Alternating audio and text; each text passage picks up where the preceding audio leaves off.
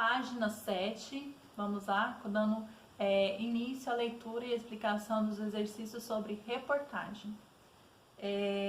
Reportagem.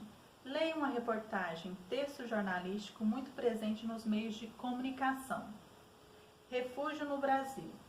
Crianças sírias que moram em São Paulo falam do medo que passaram na guerra e da saudade de seus pais.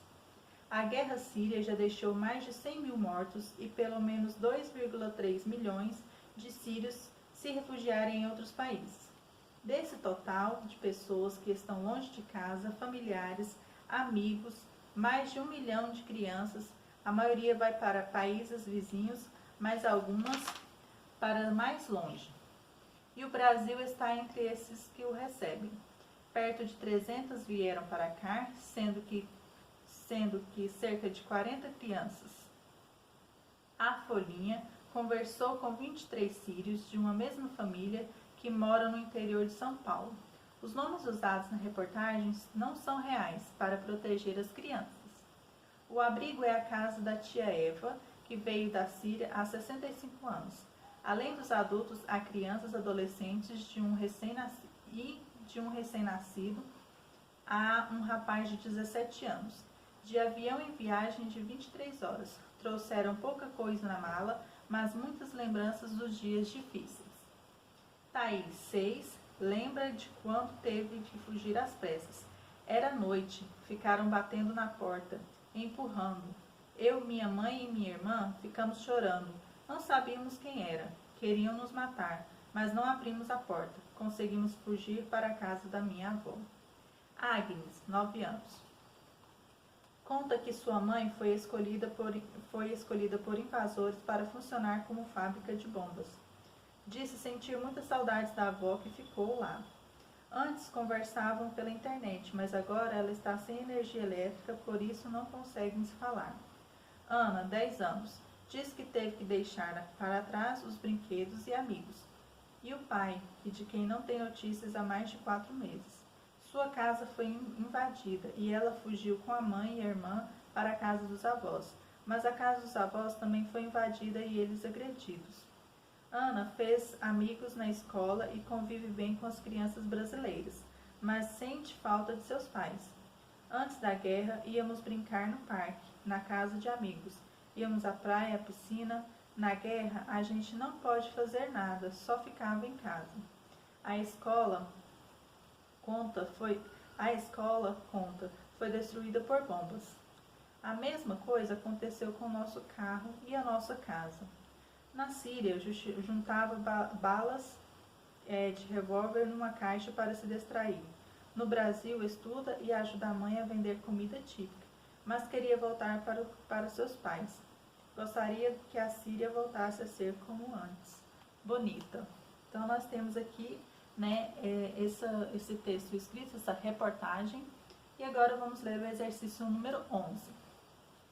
Há um assunto em comum entre a notícia e a reportagem. O que você leu? Identifique. Então, aqui nós temos aqui no quadrinho cinza ao lado, o que fala notícias versus reportagem. Enquanto a notícia relata o fato recente e significativo, a reportagem não precisa estar relacionada necessariamente a um acontecimento atual, mas sim a um assunto relevante para a sociedade. Então, a notícia, ela fala de uma coisa atualmente, que aconteceu atualmente. A reportagem não. A reportagem, ela, a qualquer momento, ela pode falar de qualquer tipo de assunto.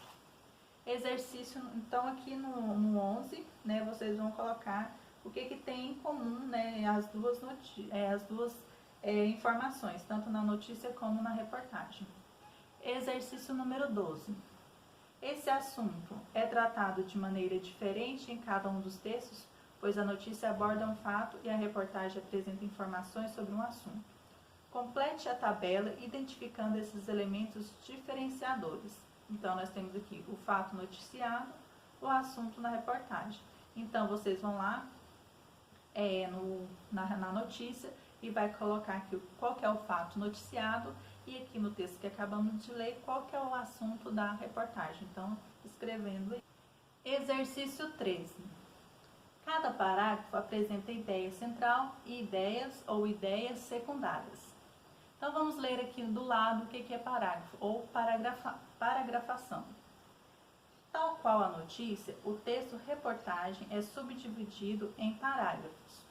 No que esses textos se diferenciam? Então, no que tanto a notícia como a reportagem, o que elas têm de diferente? Do que elas se diferenciam? Enquanto na notícia as informações são apresentadas no formato de pirâmide invertida, ou seja, das mais importantes para as menos importantes. Na reportagem, há uma liberdade maior com a estrutura. A disposição das informações depende de acordo com o autor as organiza no texto. Então, as notícias, ela vem das mais importantes às mais irrelevantes, aqui não são mais importantes.